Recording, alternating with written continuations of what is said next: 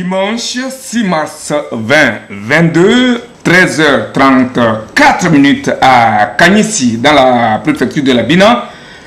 Même heure à Kolokopé et bien sûr, à Kolokopé, dans quelle préfecture? C'est bien dans la préfecture de l'Est-Mono, d'Anié, hein, préfecture d'Anié, c'est en allant vers Anié. Et à Koloaré, dans la Solé. C'est le jour et l'heure de la messe médiatique. Et puis, je ne saurais la démarrer sans vous présenter mes excuses les plus sincères pour le rendez-vous non tenu de dimanche dernier pour des raisons indépendantes de notre volonté. Bienvenue à tous et merci d'avoir choisi la télévision deuxième, notre paroisse, pour vous informer. C'est un rendez-vous presque spécial de par la garniture de l'évangile et de la densité du plateau où vous verrez défiler des personnes ressources sur certains sujets bien précis comme la journée internationale de la femme et puis le conflit ukraino-russe ou russo-ukrainien avec bien entendu un confrère et un analyste politique qui nous font toujours l'amitié de co-célébrer cette messe avec moi à chaque fois que le Seigneur me dirige vers eux. Alors, sans tarder, attaquons le tout premier chapitre de cet évangile qui a trait à l'économie et qui parle de la conférence internationale fiscale qui était à sa 8e édition et que Lomé, notre capitale, a bien eu l'honneur d'abriter. C'était sous le regard bienveillant et très curieux de la presse dont voici les commentaires. La mobilisation des recettes fiscales intérieures aurait été au cœur de la 8e conférence internationale africaine sur la fiscalité tenue à Lomé. C'est ce que l'on apprend du journal Canal D. Lomé, capitale de la fiscalité, renchérit l'éveil de la nation qui fait allusion à cette rencontre de haut niveau dont la cérémonie inaugurale a eu lieu le jeudi 24 février 2022. C'est une rencontre initiée par l'Office togolais des recettes en collaboration avec l'Union des ordres fiscaux d'Afrique de l'Ouest, comme le précise le journal. Idem dans la Nouvelle République qui parle de réunions de haut niveau tenues à Lomé sur la fiscalité et dont l'objectif est de mobiliser des recettes fiscales pour le bien-être des communautés et réfléchir sur les paramètres d'un bon fonctionnement de l'Union des ordres fiscaux de l'Afrique de l'Ouest, comme le confirme le canal indépendant pour qui la rencontre de Lomé est une opportunité de coopération et de partage de bonnes pratiques entre les pays africains pour l'atteinte de cet objectif. Le décryptage, mais avant une rectification, Koloaré, c'est bien dans la préfecture de Tchaoyo, à ne pas confondre avec Pewa, qui se trouve dans la préfecture d'Assoli. Alors, Adam, c'est avec vous que nous allons célébrer cette messe aujourd'hui.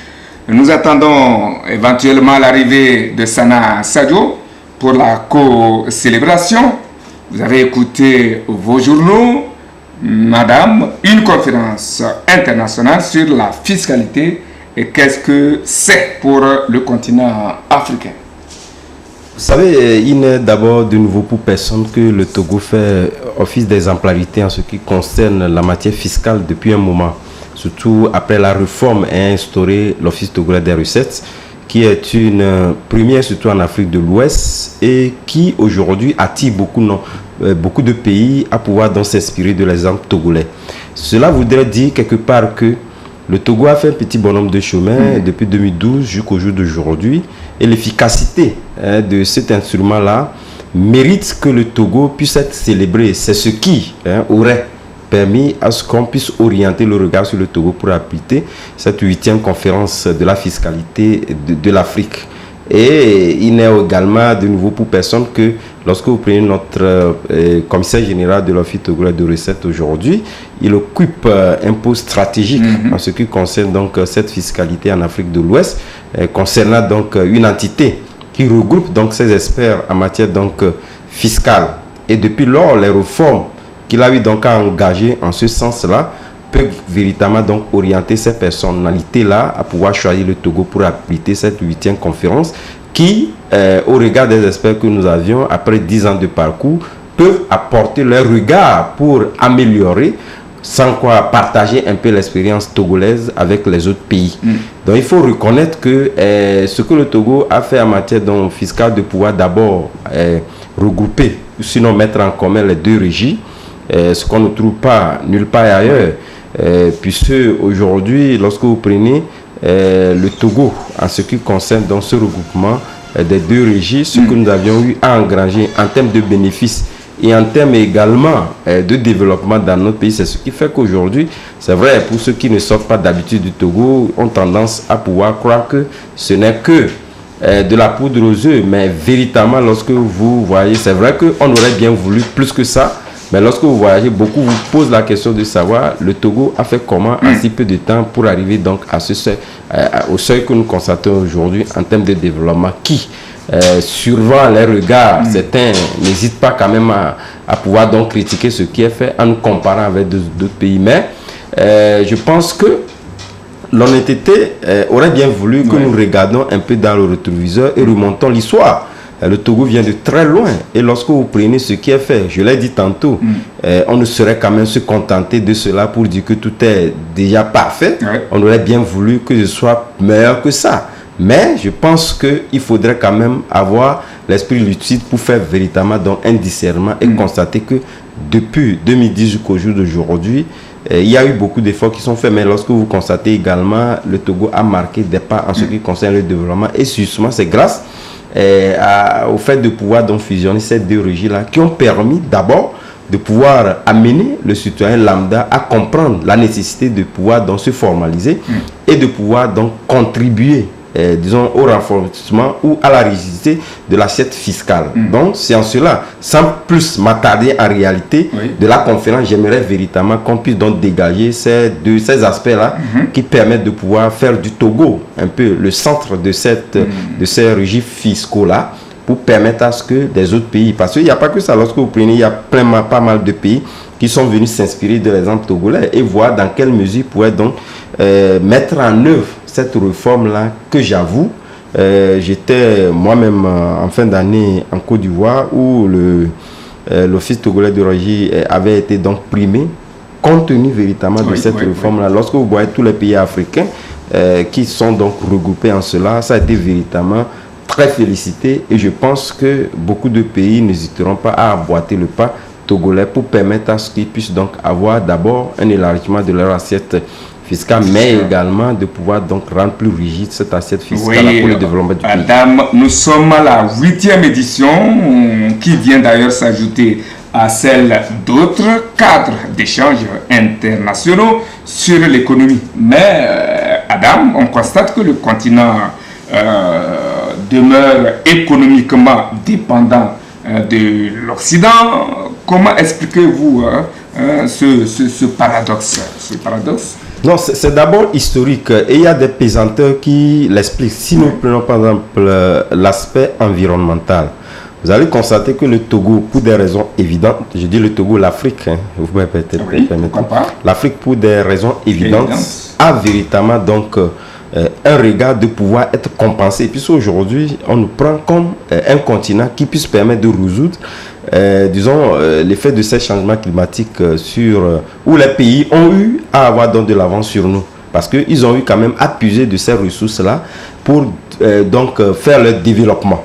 Mais aujourd'hui, il y a nécessité de pouvoir donc faire des compensations en ce qui concerne, par exemple, ces frais-là. Eux, ils ont profité. Mais aujourd'hui, qu'on nous interdit, par exemple, nous prenons pas l'énergie fossile, qui est aujourd'hui déconseillé au bon nombre de pays où nous devions donc regarder ailleurs. Donc je pense que pour ces raisons-là, l'Afrique doit de pouvoir revendiquer cette compensation pour permettre à ce qu'ils puissent développer. Sans quoi, nous également, nous pouvons dire que voilà, nous voulons atteindre ce niveau de développement avant de revenir donc à la solution. Et partant de là, nous constaterons que c'est le monde entier qui prend donc un coup.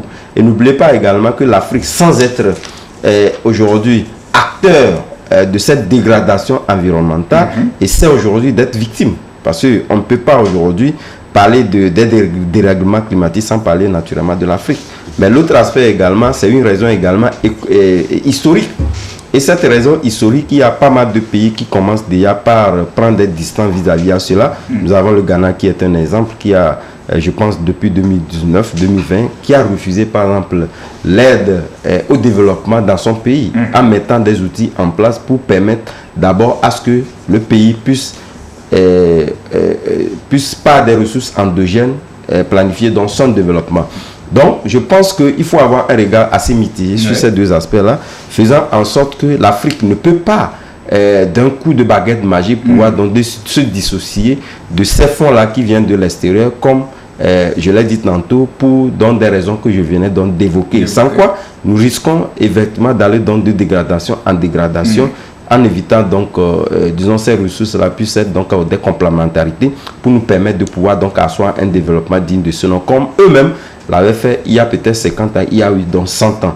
Donc je pense qu'aujourd'hui c'est vrai que nous pouvons véritablement donc critiquer ces aides au développement, et que j'avoue aussi, nous prenons par exemple le cas de l'électorat, vous allez constater que pas mal de pays estiment qu'aujourd'hui il n'est plus opportun de pouvoir orienter le regard sur des ressources externes pour organiser par exemple les élections dans son pays. Et le Togo est un exemple. Depuis 2000, je pense que 2010, pratiquement le Togo organise ses élections à ses propres frais. Voilà. Donc ce sont des exemples qui prouvent que le continent a véritablement pris donc conscience sur le fait qu'il faudrait développer disons des astuces endogènes pour planifier donc les développements. Mais au même moment, pour un certain nombre de raisons, on ne peut pas donc s'en passer de ces ressources. Vous avez évoqué un aspect, et ceci nous amène vers l'histoire. Vous avez parlé de l'histoire, et effectivement, il y a des personnes, comme je le disais, c'est une émission spéciale, une personne ressource en matière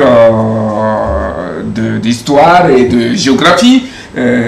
Monsieur Assama Adamou, il est professeur d'histoire au lycée de Agognibé Centre. Il est sur ce plateau pour nous apporter son regard en tant qu'historien sur l'Afrique et son développement en matière économique, et surtout ses relations avec les autres. Tant de sommets sur l'économie, mais l'Afrique reste toujours un pays, un continent dépendant des autres. Qu'est-ce qui explique cela? Merci, monsieur, de nous avoir invités. Et tout à l'heure, nous avons suivi les commentaires de mon homonyme Adam, puisque moi, je m'appelle Adamou, donc vous avez au plateau deux Adam. Et je voudrais dire que et une Orobangna qui attend de venir tout à l'heure. Exactement. Alors, je dirais que tel qu'il a dit, l'Afrique a un bon parcours historique vis-à-vis de de sa métropole. Et selon l'histoire, jusqu'à ce jour, nous pensons que sans les autres, nous ne pouvons rien faire. Et tout à l'heure, il a donné l'exemple du Togo en matière de réforme fiscale. Et il a donné aussi l'exemple du Ghana qui quand même essaie de se désolidariser de ces histoires d'aide au développement. Et nous n'allons pas toujours rester là à pleurer, l'Occident nous a fait ceci, l'Occident nous a fait ceci, ou bien a fait ça. Nous sommes à un niveau où l'histoire, oui, mais le quotidien doit être réfléchi par les Africains eux-mêmes pour leur développement économique. Oui, est-ce que l'Afrique pourra un jour se passer de l'aide de l'Occident? Bon, l'aide de l'Occident, nous avons l'aide sous plusieurs angles. Bon, l'aide bilatérale, multilatérale, bon, nous avons des aides qui sont des aides liées. Surtout sur le plan économique. Sur le plan économique, bon, l'Afrique a intérêt quand même à s'en passer, parce que nous ne devons pas toujours rester attachés à l'Occident, comme si nous n'avons pas un cerveau pensant qui puisse quand même amener la communauté africaine à être indépendante d'elle-même. Alors si nous allons toujours continuer par dire que nous sommes tenus de faire face aux Européens pour notre développement, alors quelle est notre raison d'être, notre cerveau, à quoi ça nous sert? L'Europe n'a pas accueilli ces méthodes de développement par une pluie tombée du ciel quelque part. Donc, tant que nous avons les cerveaux qui peuvent quand même penser et trouver une formule, je pense que nous pouvons nous en passer. Oui, mon historien, il y a eu affaire de écho et du problème de monnaie, de la transition du franc CFA à une monnaie autonome africaine, comme on appellerait ECO.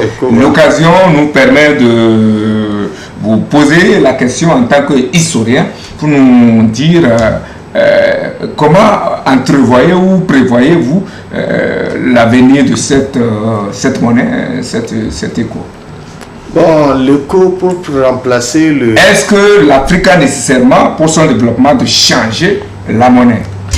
Bon, je peux dire oui, puisque aujourd'hui nous disons le franc CFA c'est une monnaie coloniale. Et tout pays qui vit toujours attaché à un autre, comme on dit chez nous, si vous êtes assis sur le siège de quelqu'un, c'est comme si vous êtes assis par terre. Donc aujourd'hui, si l'Afrique de l'Ouest, le franc CFA, les pays qui utilisent le franc CFA ont décidé quand même de créer une monnaie qu'ils vont dénommer ECO. Je pense que c'est déjà un début d'indépendance économique, parce que tout le monde, les gens ont quand même présenté ce que nous avons dit, le schéma qui lie les pays francophones à la France. Et dans l'ensemble, la conclusion c'est qu'il y a plus de côté négatif, puisque le franc CFA allié à la France ou bien à l'euro ne permet pas quand même aux pays francophones de se libérer. Alors si l'Afrique fait l'expérience de l'ECO, bon, on verra ce que cela va donner. Oui, Adam, vous êtes journaliste, vous réfléchissez au quotidien, vous suivez l'actualité de près. Où en est-on avec cette affaire de ECO?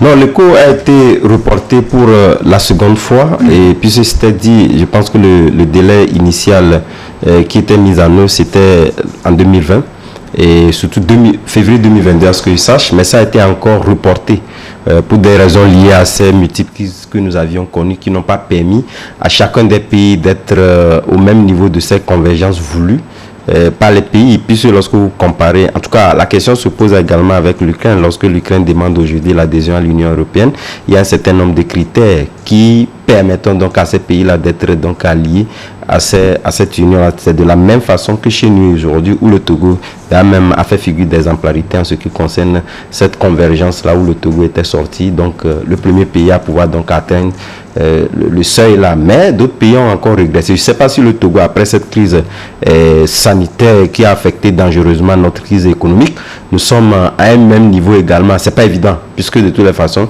notre économie également, comme d'autres économies également, ont été donc affectées.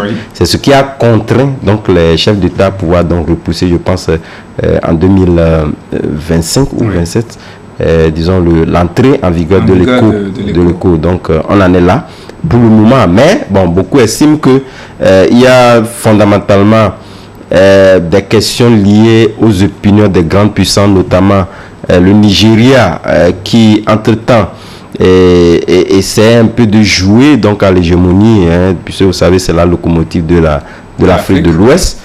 Tous les pays peuvent donc s'engager dans cette logique-là, mais tant que le Nigeria ne donnerait pas le dernier mot, personne ne saurait pouvoir donc rentrer définitivement donc dans cette monnaie-là. Donc il y a cette question-là qui a été également tue à un moment donné, puisqu'il y a des lobbying qui ont été effectués par bon nombre de chefs de l'État, et également disons l'attitude versatile de la Côte d'Ivoire en ce qui concerne donc cette monnaie-là, puisque elle est plus favorable, plus à une annexion toujours où la France, sinon la Banque française garderait disons un regard assez lucide sur ces questions-là, ce qui a hérité bon nombre de pays, naturellement dans les pays anglophones, qui estimaient qu'avec l'entrée en vigueur de cette monnaie-là, on n'a plus besoin donc de la France. Donc il y avait cette versatilité liée donc à ces deux tendances-là qui devait être joué, puisque la diplomatie s'était donc invitée pour permettre donc à ces pays d'avoir une convergence de vues sur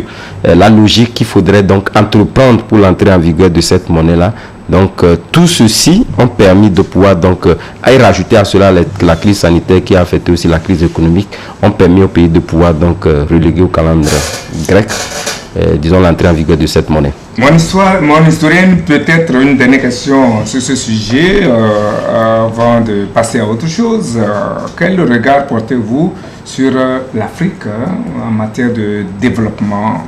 Est-ce que vous avez l'impression que l'Afrique est en train de sortir du sous-développement? Oui, le sous-développement, nous avons toujours parlé de ça à travers nos cours.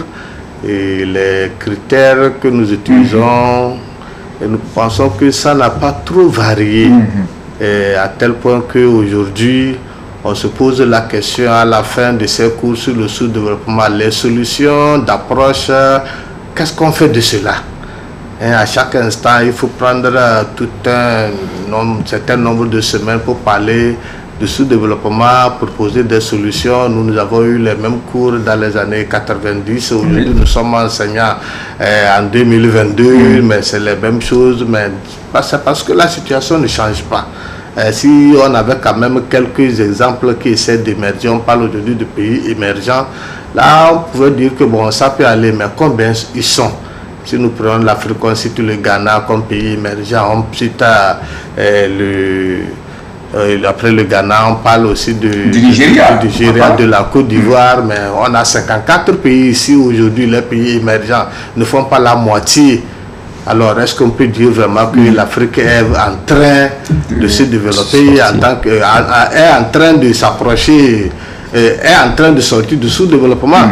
Alors, quand nous donnons les titres comme pays en voie de développement, on se pose la question, cette voie-là, quelle est sa distance? Et si on n'arrive pas quand même au bout, voilà la question qu'on se pose. Aujourd'hui, dire que l'Afrique sortira du sous-développement ou l'Afrique va rester toujours comme pays sous-développé, bon, l'avenir nous le dira par rapport au changement de mentalité qui sont en train quand même de se développer.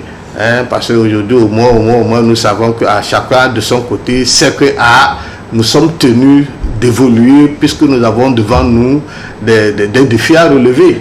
Donc, avec espoir qu'un jour, bon, certains pays quand même arrivent à l'étape des pays développés. L'Afrique changera sa nature de pays sous-développés. Oui, j'aimerais en fait rebondir sur l'aspect lié à l'enseignement de l'histoire aujourd'hui dans surtout l'enseignement secondaire, puis c'est de ça qu'il s'agit, même l'enseignement primaire. C'est là où j'aimerais saluer en fait le professeur Kokoroko qui estime que ce sont des matières dynamiques, parce que lorsque nous avons parlé de la fiscalité aujourd'hui, c'est une matière dynamique. Vous ne pouvez pas avoir un professeur de fiscalité qui puisse donc être disons lié à un cours qu'il a donné il y a 5 ans. Aujourd'hui, vous savez, vous devez enseigner la fiscalité liée aux mutations qu'il y a eu dans votre pays en matière donc fiscale, et à cela s'en tient également le budget. Donc c'est là où je pense qu'aujourd'hui le statut mis en place par le professeur Kokoro qui voudrait véritablement qu'on soit objectif dans ce que nous enseignons. C'est vrai que l'histoire, nous sommes liés pieds et mains par certains aspects de l'histoire, mais il y a certains aspects où il y a eu véritablement des changements, des mutations qui permettent véritablement d'être objectif devant les enfants. Sinon, vous allez enseigner un certain nombre de choses où la réalité est pratiquement lorsqu'on sort directement. Donc, il faut du factuel qui rentre dedans. C'est pourquoi je dis, évidemment, aujourd'hui, la question abordée par le professeur donne raison aujourd'hui au professeur Kokoroko de dire qu'il faudrait véritablement qu'on puisse être objectif sur un certain nombre d'aspects, en témoignant le fait que certains professeurs doivent régulièrement se réunir pour véritablement voir les mutations intervenir et pouvoir donc les ajuster par rapport à la méthode enseignée, que de pouvoir prendre un livre il y a 20 ans qu'on peut véritablement encore exploiter, compte tenu du fait que le livre avait fait des exploits il y a 20 ans. On ne sont plus dans les mêmes époques. Donc je pense que là, les professeurs devaient également porter dans cette question et amener le professeur, que cela ne soit pas seulement des procès, des intentions, des procès d'intention. Oui, que cela soit véritablement factuel et être mis en œuvre. Sans qu'aujourd'hui les enfants sont très intelligents, ne sont pas comme nous en 30 ans. Aujourd'hui on pose des questions mais vous n'en revenez pas. Un enfant de CP2 dans... peut vous donner des équations à plusieurs inconnus. Voilà, donc il faudrait véritablement qu'on ne puisse pas être pris comme étant des menteurs, puisqu'on aura des manques de mots pour expliquer l'actualité telle qu'il se présente, telle qu'elle se présente, que de le remettre par rapport il y a eu de 20 ans. Donc je pense que cet aspect est très important pour voir. Cela pose évidemment le problème du programme d'enseignement qu'il faut revoir, réajuster, adapter. Qu'il faut réajuster. Vous continuez par enseigner la première guerre, la deuxième guerre mondiale, la décolonisation. C'est vrai, bientôt vous allez intégrer un nouveau chapitre, la guerre sur la guerre ukrainienne. Mais c'est conséquent lointain. Mais en attendant, vous allez nous parler un peu de la nécessité de changement, de changer des programmes d'enseignement pour booster un peu le développement, parce que nous avons vu comment la Chine, c'est vous qui nous en donnez les exemples, la Chine, le Japon, et certains pays, la Corée du Sud, le Nigeria à côté, sur comment ils ont démarré pour se développer aujourd'hui. Ouais, effectivement, la nécessité de revoir les programmes s'impose, parce que toute chose qui est monotone finit par être harassant. Et lorsque nous changeons, nous avons de nouveaux programmes, cela relance des recherches.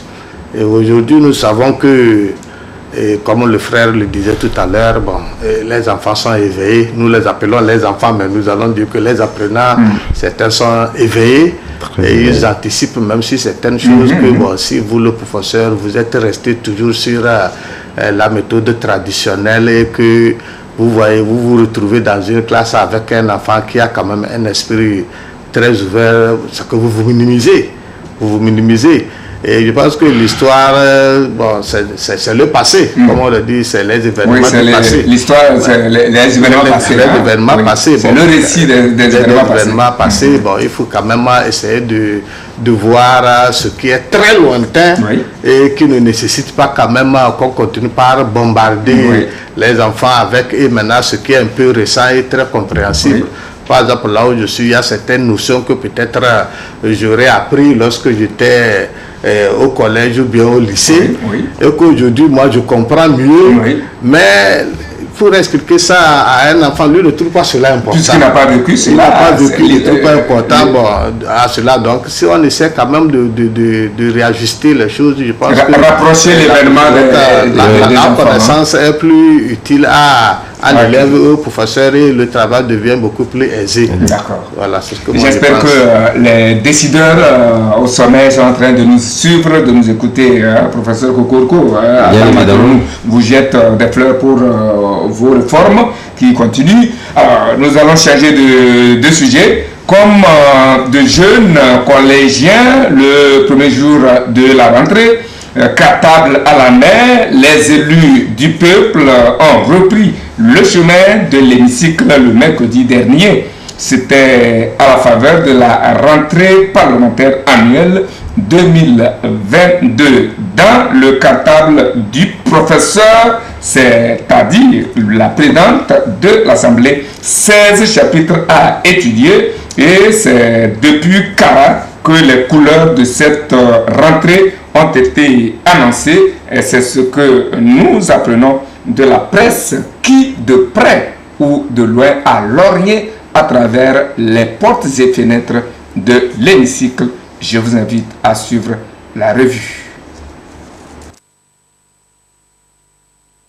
Les députés ont repris le chemin de l'hémicycle le mercredi 1er mars 2022, conformément à l'article 55, alinéa 2 de la Constitution, lit-on dans la nouvelle tribune. Et c'est du côté de Kara que les honorables se sont retrouvés pour la montée des couleurs de cette rentrée. Durant cette session ordinaire, Madame Tchegan et ses collaborateurs auront à égrener un programme de 16 chapitres. Et sans tarder, Les cours ont normalement démarré le 2 mars avec la première séance de cette première session ordinaire de l'année, comme le précise le dialogue, qui ajoute que 4 chapitres du programme ont fait l'objet d'études au cours de cette séance. À l'ouverture de la première session, Madame Tchegan, présidente de l'Assemblée nationale, aurait exhorté ses collègues à se consacrer avec abnégation, nous dit Chronique de la semaine. En délocalisant la rentrée parlementaire à Kara, conclut Ouara les vainqueurs, les députés se rapprochent de plus en plus des citoyens de l'intérieur du pays. Chapelet a égrené en une session. Il n'y aura pas de répit, Adam, pour Madame Tchegan et les siens à avoir le programme de cette session, première session de l'année 2022. Pas de répit. Oui, en tout cas, je pense qu'ils en ont déjà l'habitude, parce que lorsque nous comparons disons cette législature avec ce que nous avions connu par le passé, il faut reconnaître qu'il y a eu véritablement un chantier assez lourd qui a été donc battu par cet hémicycle-là. Et il faut aussi reconnaître que c'est la loi qui l'identifie pendant la session où les députés sont rentrés, c'est une loi qui l'instaure. Il faudrait donc qu'ils rentrent le premier mardi du mois de mars, ce qui avait été fait le mardi dernier, qui était donc la rentrée solennelle, et les travaux proprement dit ont commencé le mercredi. Non, c'était mercredi la rentrée. Non, mardi la rentrée. Mardi la rentrée et le jeudi. Le début. C'est jeudi. Non, mercredi ils ont commencé, oui. Jusqu'à la fin de la semaine. Il faut conformément aussi à l'article 55. Hein. Tout à fait. Donc délocaliser à Kara, une première, parce que c'est là où je disais, lorsque vous prenez les innovations en ce qui concerne cette législature, il y en a assez. Depuis lors, on n'en a pas constaté. Or, vous allez constater que ce soit au niveau de l'exécutif qu'au niveau des parlementaires, ce qui est demandé aujourd'hui aux députés, c'est d'être davantage plus proche de la population. Et je pense que ça a été une note voulue par la présidente de l'Assemblée nationale lorsqu'elle clôturait la session de l'année en décembre, où elle avait explicitement demandé aux députés d'aller donc rendre compte à la base respective de pouvoir donc rester en capitale. Et je pense qu'au-delà de ce vœu que la présidente de l'Assemblée nationale a émis à l'égard des députés, elle-même a pris donc l'initiative de convoquer cette rentrée de cette session rentrée parlementaire au niveau de Kara pour véritablement donc matérialiser ce qu'elle avait dit.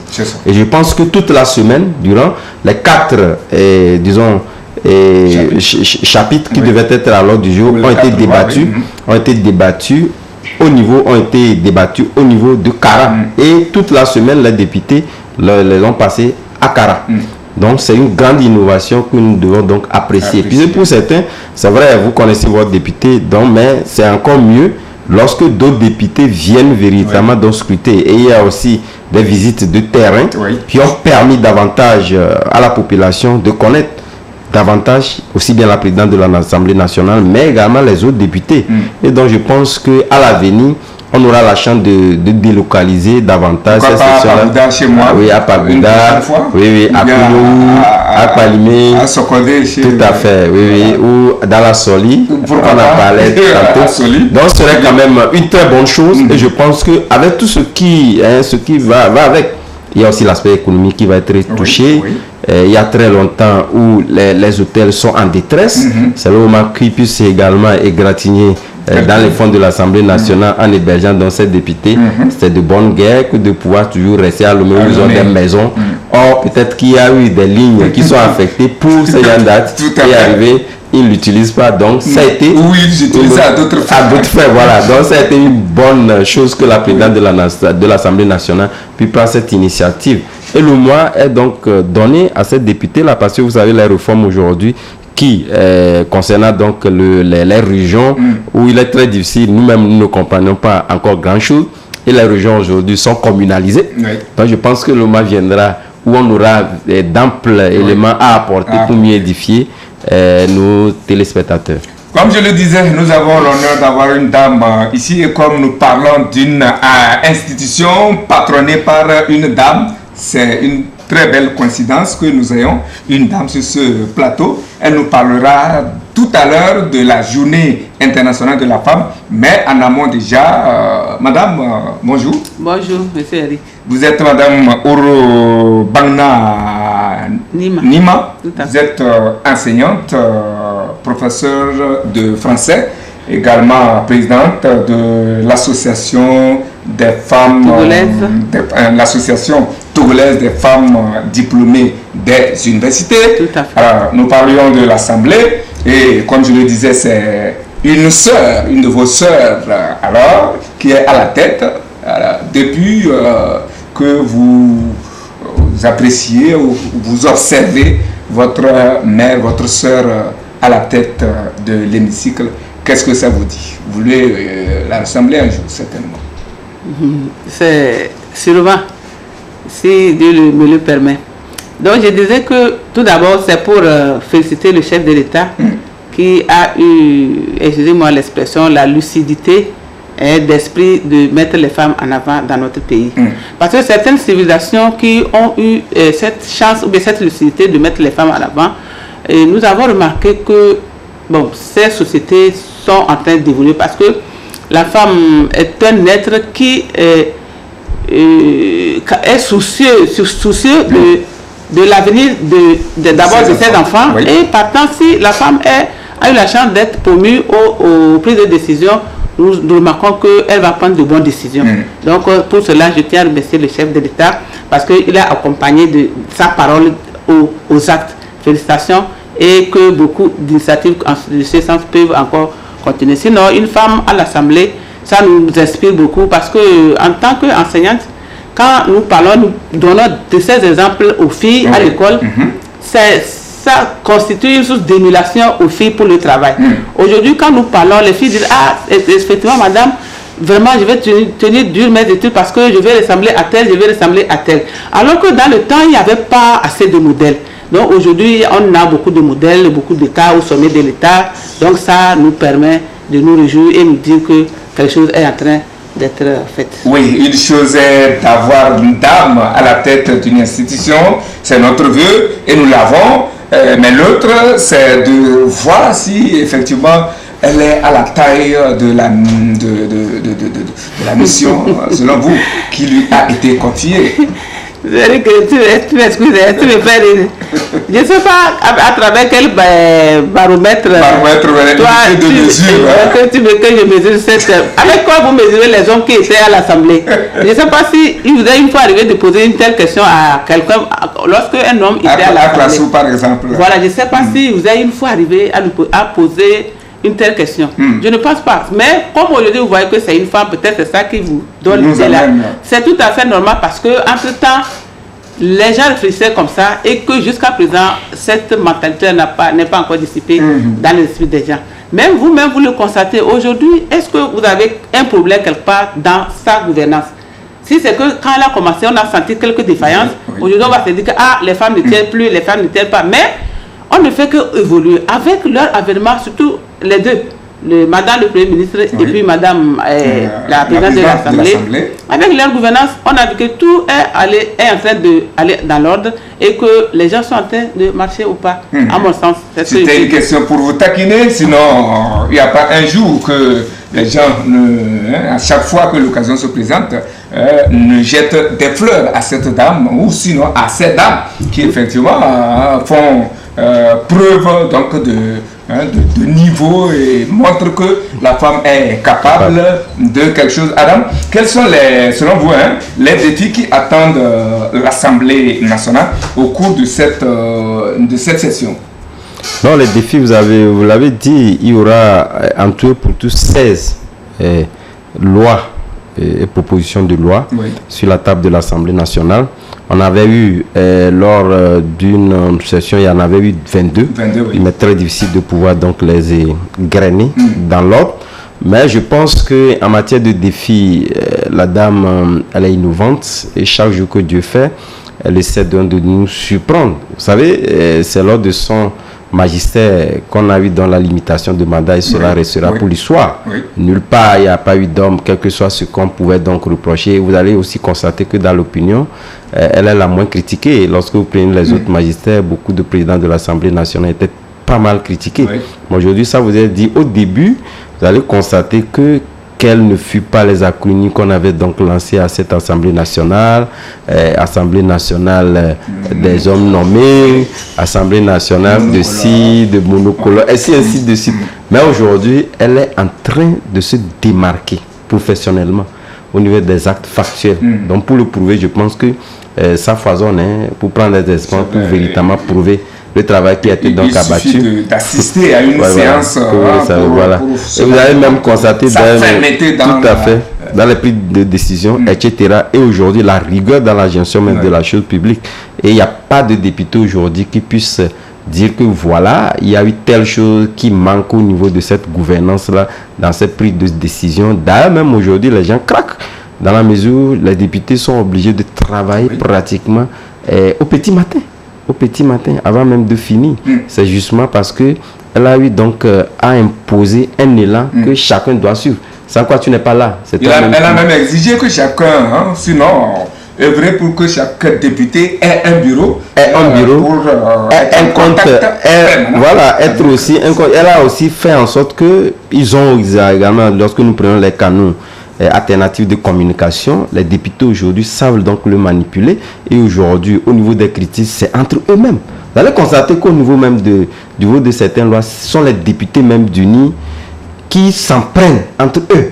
Ça voudrait dire quelque part que au-delà disons de l'appartenance politique, de la famille politique, il y a eu des appréciations individuelles des députés qui n'en manquent pas. Ça voudrait dire que quelque part il y a eu une ouverture, une ouverture d'abord de la parole donnée. Des gens ont véritablement une indépendance dans leur prise d'opinion.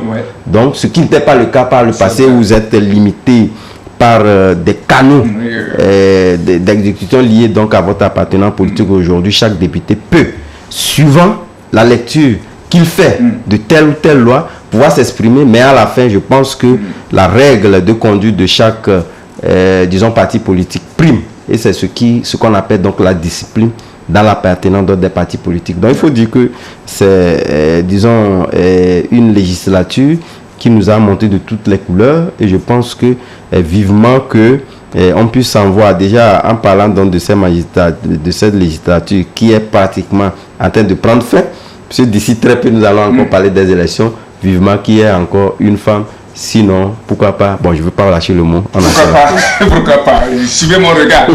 Une remarque, Adam, c'est que les 16 chapitres, pour ne pas dire texte à étudier, sont une proposition, si je ne m'abuse, du gouvernement, comme ce fut le cas pour les 22 autres. Où est l'action de contrôle des élus eux-mêmes et des partis politiques? Rarement on entend des lois proposées, des propositions, ou surtout des interpellations. Est-ce à dire que tout va bien ou tout simplement l'hémicycle a peur du législatif? Non, ce n'est pas ça. Vous savez, lorsque vous avez le législatif qui est très efficace, il vous est très difficile de pouvoir donc puiser et d'avoir des éléments pour donc continuer à faire des propositions. Et c'est ce qu'on a constaté. Vous allez voir le chef de l'État lui-même, lorsque vous prenez un chef d'État qui met en place donc une feuille de route, et que cette feuille de route-là fait l'objet des rencontres pour juger de son efficacité, et que les gens également apportent. Et lorsqu'on induit donc au ministre de pouvoir donc faire preuve de résultats dans leur gouvernance, je ne sais pas ce que le député trouvera lorsqu'on met en place ce type de choses-là. Donc c'est un peu ça.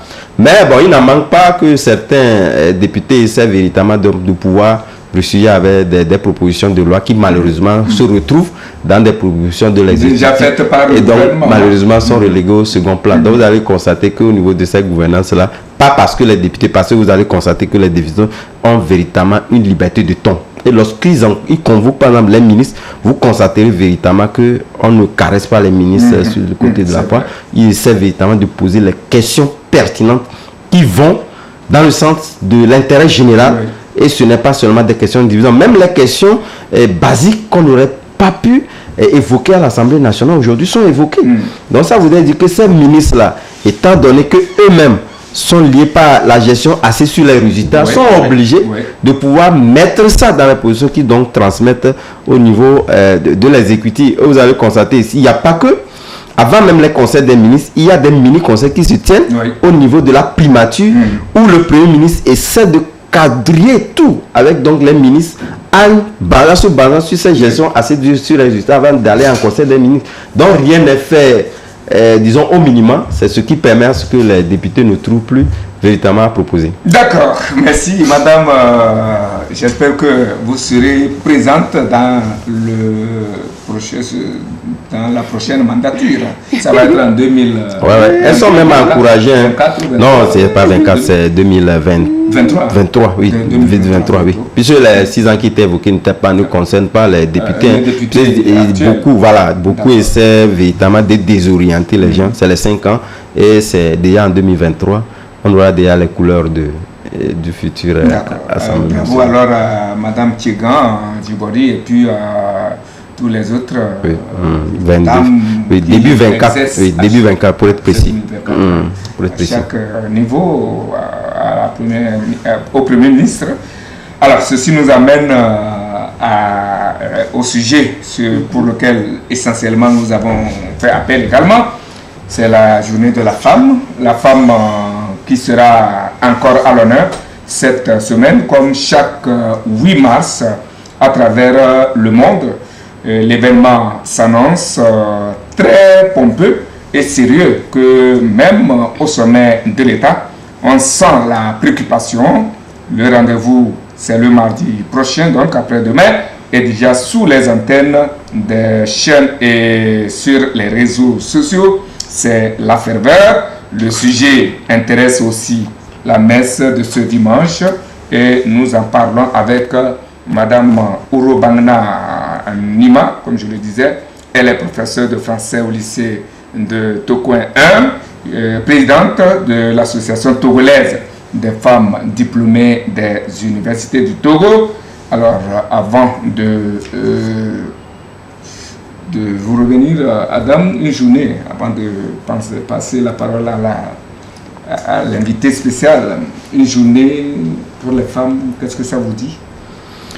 Oui, je pense que c'est une très bonne initiative si nous nous référons un peu au retard accusé, mais surtout aux opinions exprimées des uns et des autres depuis des lustres, puisque lorsque vous prenez le chemin parcouru par le Togo, que ce soit avant disons la démocratie, avant 1990 et après, vous allez constater que, vous l'avez dit tantôt, en prenant par exemple le cas de la présidente de l'Assemblée nationale, du Premier ministre, c'est la première fois que nous avions eu. Donc ça voulait dire quelque part que l'humanité, sans quoi le Togo est en déphasage d'abord avec les lois fondamentales, donc des institutions liées au fait que tout homme est né, disons, égal devant la loi. Tous les hommes sont nés égaux.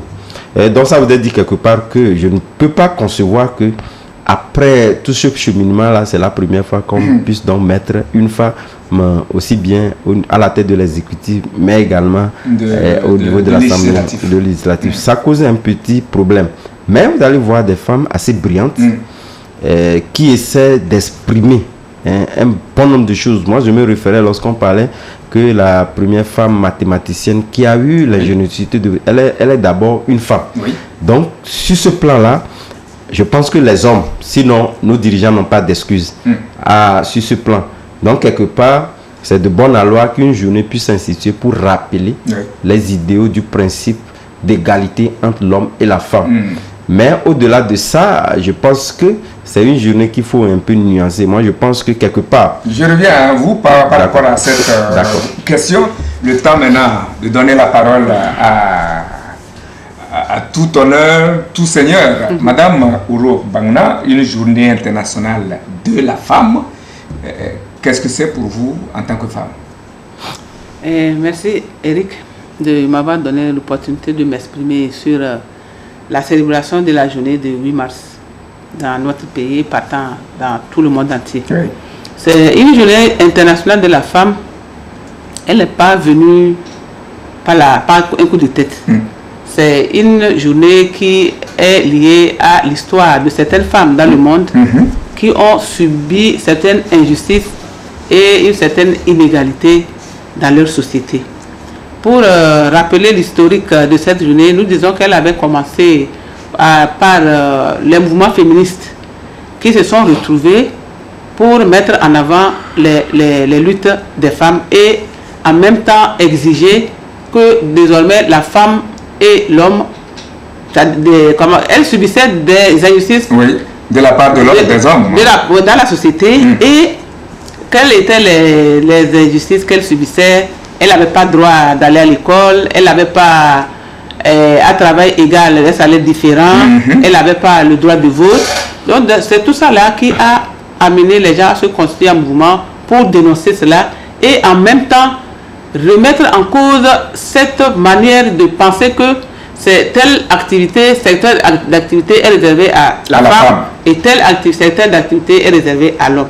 Donc c'est comme ça que les mouvements là avaient commencé. C'est ça. Et ce n'est qu'en 1977 maintenant que en plein essor d'un mouvement féministe que les Nations Unies a officialisé cette journée 8 mars et qui a demandé à tous les pays de cette planète de célébrer cette journée en mettant en avant les droits des femmes et qui va être une journée qui est instituée pour les revendications des droits des femmes et en même temps célébrer ce qu'on a réussi et les échecs de la femme en termes d'égalité. Voilà qui est bien dit, mais on a comme l'impression que cette fête dans la conscience collective des femmes elles-mêmes se résume à la festivité, un coup de beau pagne, et puis bon, on se retrouve quelque part, on festoie bien et on oublie l'essentiel, madame. C'est vrai, ça c'est une erreur. Et l'erreur là, il faut qu'on la corrige. Même les hommes aussi, ce n'est pas seulement les femmes, les hommes aussi, parce que l'année passée, j'étais dans une pharmacie le 7 mars passé, et un jeune homme me demandait, demain c'est votre... Il causait que votre journée là, mais allez dormir, ça va changer quoi dans votre vie? C'est parce qu'il ne comprend pas le bien fondé de la célébration de la journée, c'est pourquoi il pense que ça ne sert à rien. Donc pour lui, c'est que il faut se retrouver, comme vous le dites, manger, s'habiller, etc., etc. Non, ce n'est pas l'objectif de la journée. Maintenant, c'est le lieu pour nous de sensibiliser les gens, tout le monde, les hommes, de même que les femmes, de sensibiliser les gens pour que les gens comprennent que non, la journée là, ce n'est pas pour manger et aller retourner dans sa maison. C'est une journée qui nous permet de réfléchir sur nos conditions de vie en tant que femme et en même temps de revendiquer nos droits. Et le droit là dont nous parlons, quand on parle d'égalité, les gens pensent que désormais la femme va devenir homme et l'homme va devenir homme. C'est pas ça. Donc c'est comme ça que les gens nous interpellent partout dans la rue, que qu'est-ce que vous voulez porter les pantalons? Non, ce n'est pas en termes de port de pantalon, c'est en termes d'égalité de droit. Dans toutes les lois constitutionnelles de chaque pays, on a dit que l'homme et la femme sont égaux et que l'homme et la femme, ils partent sur le même pied d'égalité devant la loi. Maintenant, qu'est-ce qui fait la différence? C'est que peut-être c'est toujours l'éducation là qui marque le fossé entre nous deux. Et maintenant, quand les gens ne comprennent pas, ils nous demandent, ils nous interpellent pour dire que votre journée ne sert à rien, c'est parce qu'ils ne comprennent pas et que c'est pour ça que désormais, nous sommes en train d'y penser pour voir comment on peut procéder pour que ça soit clair dans l'esprit des gens. Et les gens vont comprendre désormais que cette journée-là, ce n'est pas pour rire, parce que c'est pour le bien de tout le monde, c'est pour l'utilité commune. D'ailleurs, même si moi j'étais à la place des hommes, je me mettrais en avant de cette lutte-là. Parce que tout ce qu'on va faire, c'est l'homme qui est le premier bénéficiaire. Mais les hommes ne comprennent pas ça. Les hommes, ils pensent que non, c'est pour aller dépraver les mœurs, c'est pour ne plus se soumettre. Non, la soumission, ce n'est pas te coucher, on te tape, ce n'est pas la soumission. Non, mais les gens pensent que quand tu connais tes droits, donc de toute façon, ça ne permet pas d'évoluer, ça ne permet pas de faire développer. Oui, vous le comprenez et vous l'expliquez si bien. Est-ce que 80% de femmes le comprennent comme ça? Beaucoup, plus de 80% même. Plus de 80% même. Même moi, je suis avec des collègues qui ne comprennent même pas ce que c'est que cette journée. C'est ça. Voilà, donc c'est pour cela que nous sommes en train de... Quelle sera la particularité cette année de cette... Surtout qu'au sommet de l'État, on a pris le Très bien. La particularité cette année, c'est ça qui est intéressant et je vais aussi féliciter le chef de l'État. C'est lui le premier à être gravé dans le marbre en instituant, en prenant à bras le corps les droits des femmes. Voilà, maintenant, lui seul, il a fait, il a tenu la pêche. Oui. Mais si nous-mêmes, nous ne prenons pas la pêche, ça ne peut pas marcher. Et puis, quand il a tenu cette pêche aussi, et je m'en vais aussi remercier notre ministre de tutelle, le professeur Kokoroko, Dodi Kokoroko, qui cette année, il a marqué d'un saut spécial.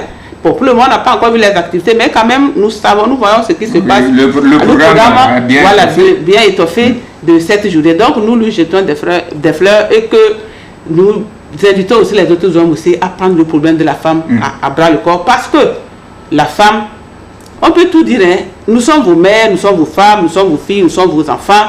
Et que même, on dit même que le paradis est au pied de sa mère. Oui. Et maintenant, si c'est aux femmes que vous vous en prenez, moi je ne pense pas comment dans cette vie les gens peuvent être heureux. Et pour penser à l'au-delà, pour ceux qui sont croyants, est-ce qu'ils peuvent retrouver l'au-delà comme ils le prétendent. Donc c'est dire que ce que le ministère a insisté, le paradis est au pied de sa mère. De sa mère. Oui, le paradis est au pied de sa mère. Ça veut dire que si vous voulez accéder au paradis, il faut. C'est une analogie qu'elle est faite. Il faut vraiment aider les femmes. Oui. Et il y a beaucoup de choses que les hommes ne savent pas. Les hommes pensent que c'est quand tu viens pétiner ta femme. Quand tu pétines, tu es vraiment homme. Oh non, c'est toi le faible. Quand celui qui pétine sa femme, il est faible. Mais le fort, le vrai homme, il ne pétine pas sa femme. Oui. Il est doux avec sa femme. Et en le faisant aussi, je ne sais pas, il faut essayer ça et vous allez voir. Il faut essayer d'être en bon terme avec votre femme. Quel que soit ce qu'elle a essayé de faire comprendre aussi et d'être en bon terme. Quand vous sortez, vous allez voir beaucoup de choses de bien que vous n'avez jamais vu. C'est ça, malheureusement, les gens ne comprennent pas. Bon, ça c'est une parenthèse. Donc, c'est dire toujours que ce que le ministère a institué cette année, c'est une bonne chose et que nous voudrons que ça continue. Ce que nous voulons faire cette année, nous particulièrement dans notre établissement, il y a une panoplie d'activités que nous avons voulu réaliser ce jour-là, le 8. Et probablement c'est le mardi, le jour de la journée internationale de la femme. Donc le thème international c'est l'égalité homme-femme. Égalité homme-femme pour un avenir durable. Ça c'est le thème international. Et maintenant le Togo a pris le thème les valeurs traditionnelles togolaises et le rôle de la jeune fille pour un avenir prospère, un avenir meilleur et une nation prospère. Voilà, ça, je suis vraiment fier de ce thème, surtout le thème togolais. Oui. Ça veut dire qu'aujourd'hui, les gens ont compris que nous sommes perdus. Excusez-moi le terme, entre guillemets, nous sommes perdus. Parce que quoi? Parce qu'aujourd'hui, les valeurs traditionnelles, là, les gens pensent qu'on n'a pas besoin de ça pour vivre. Alors que tout se base sur ces valeurs. Par exemple, au foyer, je prends l'exemple que tout le monde peut maîtriser. Oui. Au foyer, par exemple. Si vous n'êtes pas empreint de certaines valeurs morales, votre foyer va capoter un seul jour. Un autre exemple, l'exemple d'une valeur morale, par exemple la fidélité. Aujourd'hui, la fidélité, les gens pensent que c'est un vrai mot. Et que quand tu dis ça, les gens te regardent comme tu viens d'une autre planète. Oui. La fidélité dans le couple, c'est très important. C'est une valeur que beaucoup d'hommes ont perdue. Et c'est ça qui fait quand les gens sortent, ils se plaignent. De toute façon, je m'en moque. Je m'en moque parce que, pourquoi vous vous plaignez? C'est ça, vous dites que c'est la civilisation. Et que ça là, c'est pas bien, on a laissé tomber ça. Alors que c'est ce que les gens ont, au départ, en Europe même, en Occident, les gens étaient partis de ces valeurs-là. Ils sont partis de ces valeurs pour réussir aujourd'hui. Et ils sont arrivés à un autre niveau là, ils voient que, ça là où nous allons là, ça ne peut pas nous... Ça achoppe et ils veulent revenir encore. Et c'est maintenant que vous vous laissez tomber vos valeurs pour prendre ce que ils veulent les laisser. Oui. Voilà, donc la fidélité dans le couple, que les gens pensent que ce n'est pas essentiel, c'est ça aussi qui fait qu'aujourd'hui, on ne peut pas avoir le développement dans notre pays. D'abord, le développement, ça ne commence pas par en haut, ça commence par le bas. La famille, d'abord. Le foyer, après le foyer, la famille, le quartier, le village, la ville, etc. Et le pays. Voilà. Maintenant, quand le couple est en désaccord, il n'est pas en bon terme, est-ce que les choses peuvent marcher? Ça ne marche pas. Et les enfants aussi, ils n'ont pas le temps aussi d'éduquer les enfants. Et avec ça, comment on peut penser qu'on peut faire le développement? On peut amener beaucoup de choses, beaucoup de moyens. On ne pourra jamais arriver à ce développement. D'autres valeurs aussi, les valeurs, d'autres valeurs morales, la fidélité au travail et la fidélité dans le service. Et maintenant, quand vous êtes fidèle au travail aussi, vous allez voir que l'entreprise, ça va marcher. Quand on parle de fidélité, ce n'est pas fidélité rapport homme-femme, mais quand vous êtes fidèle aux engagements, oui, voilà, la fidélité aux engagements. Vous êtes dans une entreprise, vous allez faire un contrat avec une autre entreprise. Si vous ne respectez pas l'engagement là, est-ce que ça va faire développer votre entreprise?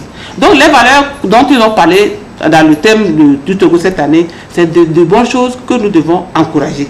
Donc la fidélité au travail, la fidélité dans le couple, et puis la fidélité aux engagements, c'est très important. Donc il y a d'autres valeurs aussi morales que on ne pourra pas les citer toutes. Voilà, on ne peut pas les citer toutes, mais je pense que le thème là, il est arrivé à bon. Madame, vous avez une question pour madame? Voilà. Non, pas, je pense que madame a véritablement tout dit. Et je pense que face à ces valeurs morales qu'elle essaie donc de nous informer par rapport à ces valeurs-là, c'est vrai que c'est des choses que nous vivons tous les jours. C'est vrai lorsque vous prenez certains couples où les femmes ne sont pas habituées, puisqu'aujourd'hui, aucun homme n'est épargné sur ces valeurs, surtout parlant donc de la fidélité. Et cette fidélité, comme madame le dit, n'est pas seulement la fidélité en couple, mais la fidélité dans les engagements tenus, de pouvoir véritablement la tenir. On a constaté que cela n'existe pas. Moi, j'ai dit, c'est vrai qu'il y a eu une tribune que j'ai publiée la semaine dernière, après avoir publié pratiquement le nombre, l'effectif des hommes qui ont participé au concours de la fonction publique de la fois dernière. Je me suis posé la question de savoir où sont donc ces politiques de l'emploi que le gouvernement crée. On en était pratiquement à près de 50 000. Ça vous a dit quelque part que il y a eu d'abord les gens qui ne sont pas confiants. Vous allez constater que les gens, ils sont bien, des gens sont bien bâtis. Pratiquement, on peut les appeler des gens qui ont réussi, travaillant ailleurs, puisque les gens sont arrivés avec des bagnoles ou le décès même de la fonction publique où le SCG ne peut pas l'avoir. Mais ils ont concouru. Ça vous a dit quelque part quoi? Ils n'ont pas confiance. Ça dit qu'il leur manque. Il y a un goût d'inachevé là où ils sont. Compte tenu du fait qu'il peut y avoir une incertitude. Voilà, une incertitude liée au fait qu'à tout moment. La non-tenue des engagements. Voilà. Et maintenant, les référents en ce qui concerne, lorsque vous êtes brimé dans cette non-tenue des engagements, vous n'avez pas la solution. Parlant donc de la question judiciaire. Voyez-vous? Donc, c'est tout ceci qui amène les gens à dire que je préfère être là où c'est plus sûr. C'est ce qui a amené des gens à aller donc concourir, aller jusqu'à 50 000 candidats à partir du moment où les agrégats liés au taux de diminution en ce qui concerne les employés, il y a véritablement donc un déphasage. D'accord. Donc je pense que ce sont des valeurs qui nous interpellent. Je ne m'explique pas dedans, moi-même je m'implique là-dedans, pour la simple et bonne raison que je me retrouve là-dedans.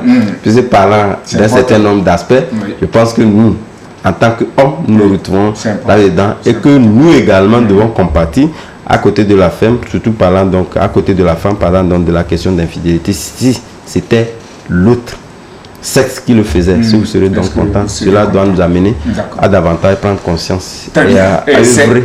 Le sujet est beaucoup intéressant, mais le temps nous harcèle, alors qu'il y a un autre sujet très important, un autre chapelet à égrener. Madame, quel message avez-vous à l'endroit de vos sœurs, à quelques heures de la célébration de cet événement? Pourquoi pas à l'endroit des hommes? Parce que là où il y a femme, il y a homme. Voilà.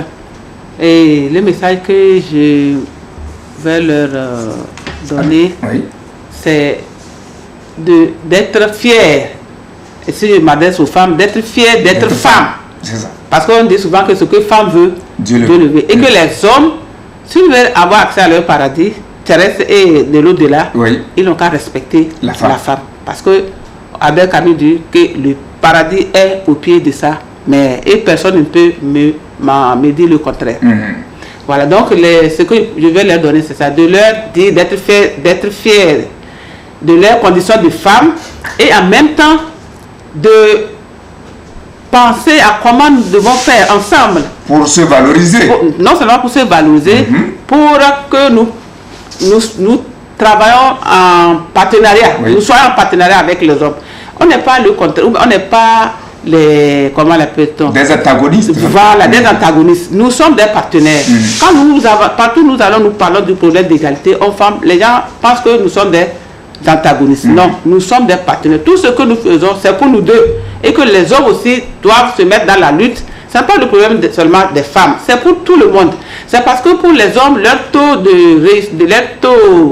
dans tous les domaines par rapport à nous, et c'est ça maintenant qu'on veut. On voit que c'est pas normal, qu'on veut équilibrer. Et quand on équilibre, ça va dans l'intérêt de tout le monde et partant dans l'intérêt. Vous permettez ce qui aussi faut relever en termes de valeur. Aujourd'hui, nous constatons que dans nos sociétés, qu'ils sont surtout au niveau des femmes, qui disent que bon, au fait du fait qu'on demande aujourd'hui une soumission des gens qui disent voilà, nous devons avoir eu une union prise sur un certain nombre d'engagements liés au fait que les femmes se disent que voilà, c'est un contrat que nous avons. Il y a des gens aujourd'hui, des femmes qui sont, par exemple, des partenaires seulement de sexe.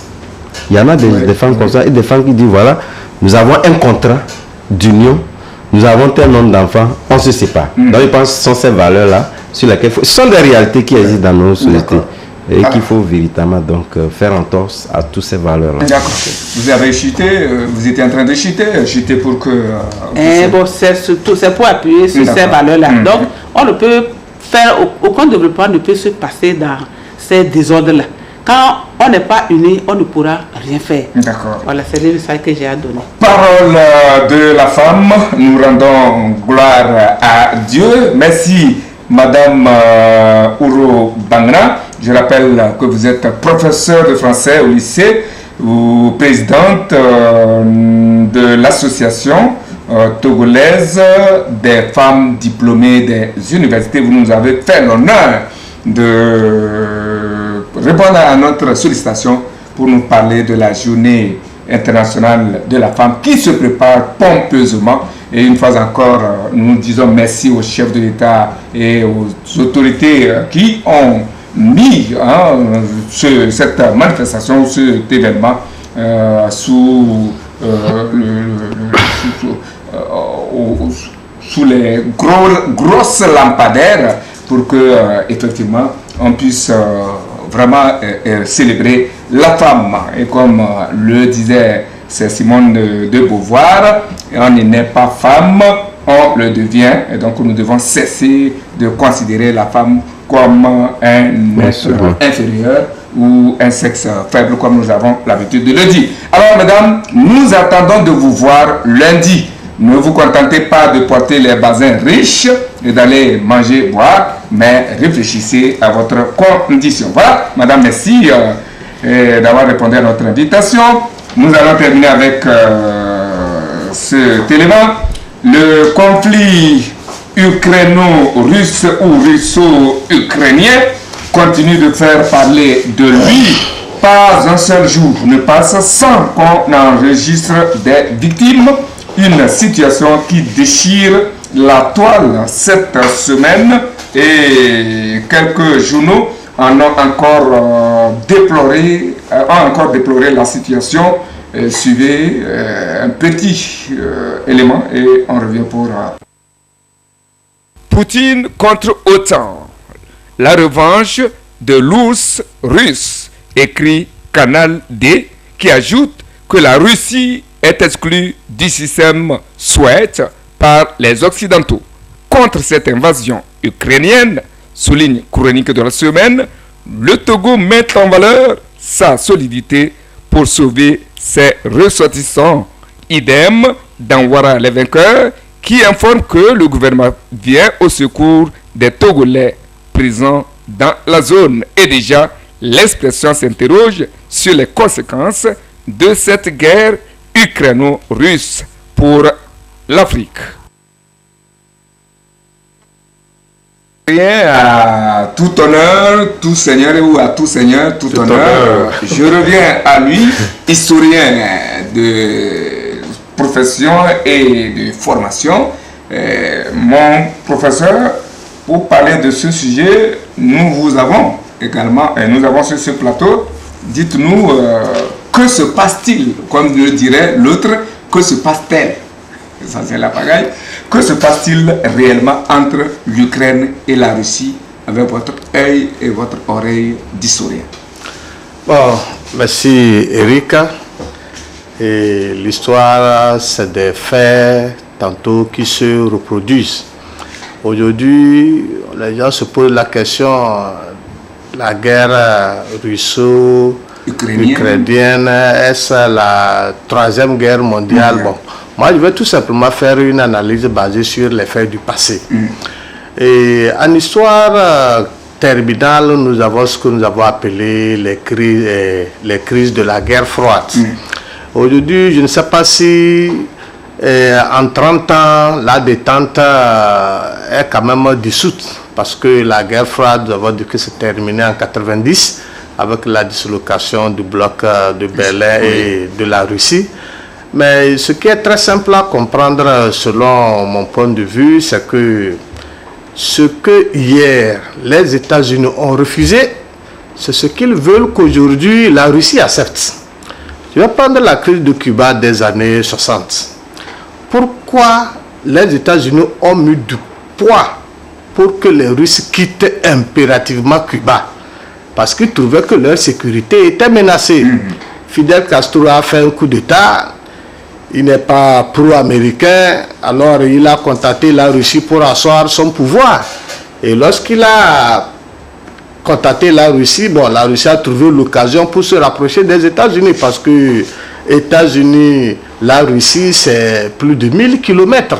Alors, Cuba, par rapport à Washington, là, c'est très proche, ça. Donc, la Russie a profité pour implanter ce que nous appelons les rampes de lancement de missiles, que nous avons appelé la crise des fusées, ou bien la guerre des fusées. Mais dès que les États-Unis ont pu détecter ce dispositif, Kennedy a été ferme pour que Khrouchtchev fasse partir ce dispositif-là. Et un embargo a été, un blocus a été décrété. Et sous la pression des États-Unis, Khrouchtchev a entendu raison et a fait partir, a quand même fait partir son dispositif, et le monde est revenu dans sa condition normale. Aujourd'hui, on parle de deux forces militaires. Il y a l'OTAN, il y a le pacte de Varsovie. Certes, il y a eu la dislocation de la Russie. Mais aujourd'hui, quel est l'objectif principal de Poutine? C'est qu'il faut quand même que la bipolarisation soit. Le monde ne doit plus être unipolaire. Et chaque entité doit quand même connaître sa zone d'influence. Bien sûr que certains pays de l'Est de l'Union soviétique ont eu leur indépendance. Mais une chose était claire, Poutine ne veut pas pardonner tout pays qui a frontière avec lui de rentrer dans l'OTAN. Puisque nous sommes dans une situation d'espionnage, autant en Ukraine, c'est voir directement ce que la Russie fait. Alors, c'est dans ces conditions que la Russie est très ferme, ne veut pas entendre que l'Ukraine soit quand même un pays frontalier de la Russie et en même temps membre de l'OTAN. Ça, c'est une première partie. La deuxième partie, c'est que lorsque nous voyons les relations, on se rend compte que aujourd'hui, quoi qu'il arrive, c'est que la Russie est prête à tout. Parce que lors de la Deuxième Guerre mondiale, la Russie a été bernée par l'accord germano-soviétique. Donc, pendant longtemps, la Russie s'est dit que bon, il y a un accord entre Hitler et moi, donc la Deuxième Guerre mondiale ne me concerne pas, je n'attaquerai pas Hitler, Hitler ne va pas m'attaquer. Mais quand nous faisons le bilan de la Deuxième Guerre mondiale, on se rend compte que la Russie est le pays qui a payé le plus, 22 millions de morts. Les États-Unis n'ont pas réalisé ça. Pourquoi? Parce que pendant longtemps, bon, la Russie est restée là, faire confiance. Mais aujourd'hui, pour Poutine, c'est qu'il n'y a plus question que la Russie fasse quand même cadeau à tout pays qui veut le menacer. Non, c'est à cause de ça que Poutine est très ferme. Lorsque quelque chose se passe dans sa sphère géographique ou bien politique, il faudrait que tout de suite on se règle les comptes. Voilà la situation telle que nous, en histoire, nous voyons cela. Nous allons dire que c'est une forme de la guerre froide où hier, Cuba, l'Amérique a sévi.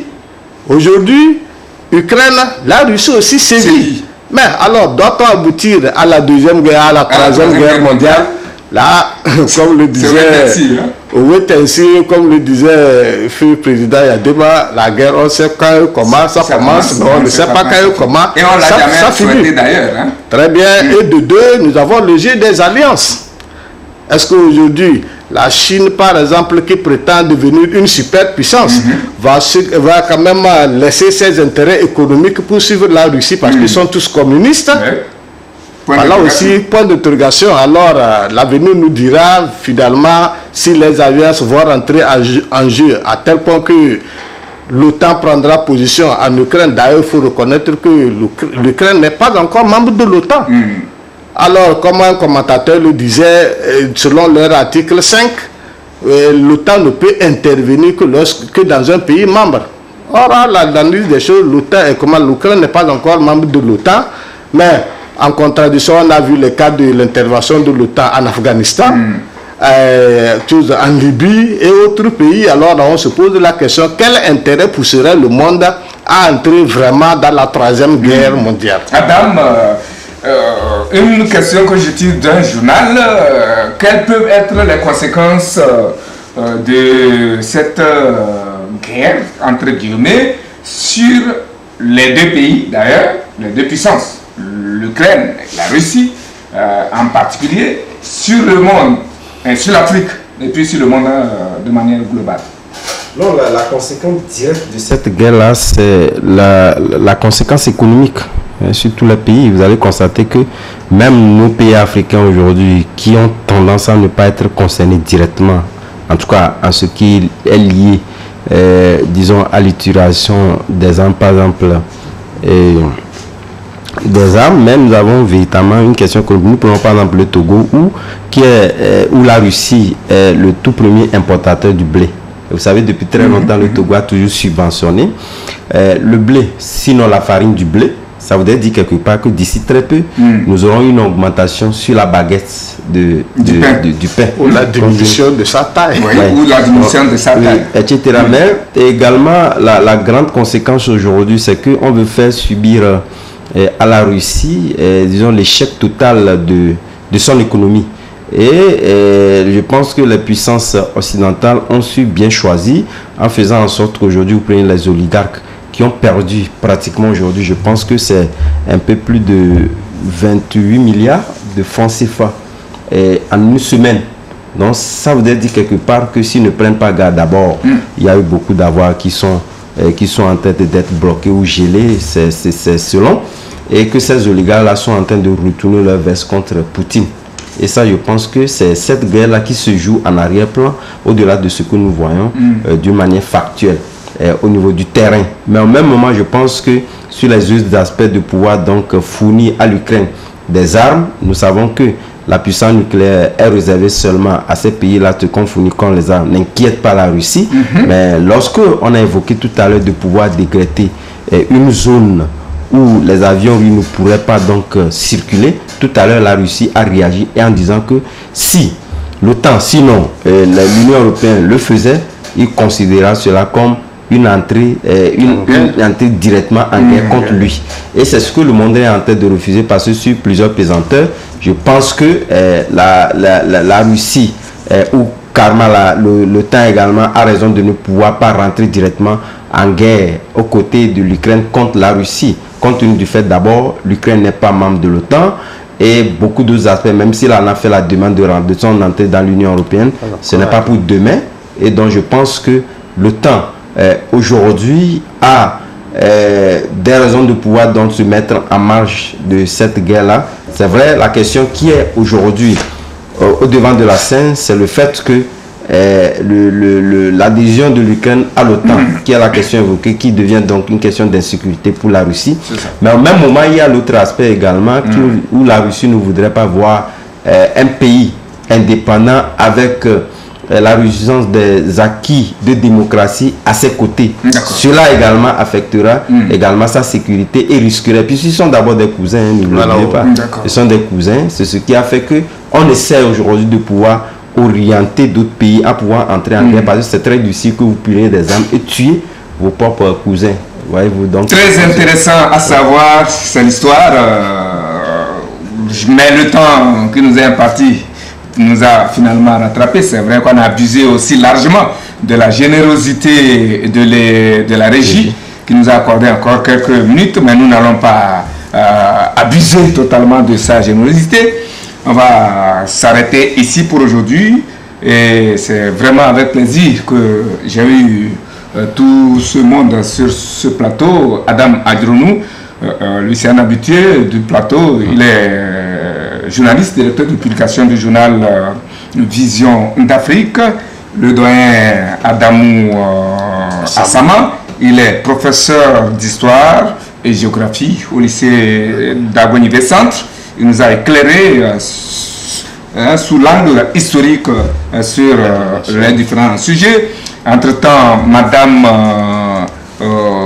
Urobangna Nima était là pour nous parler de la journée internationale de la femme.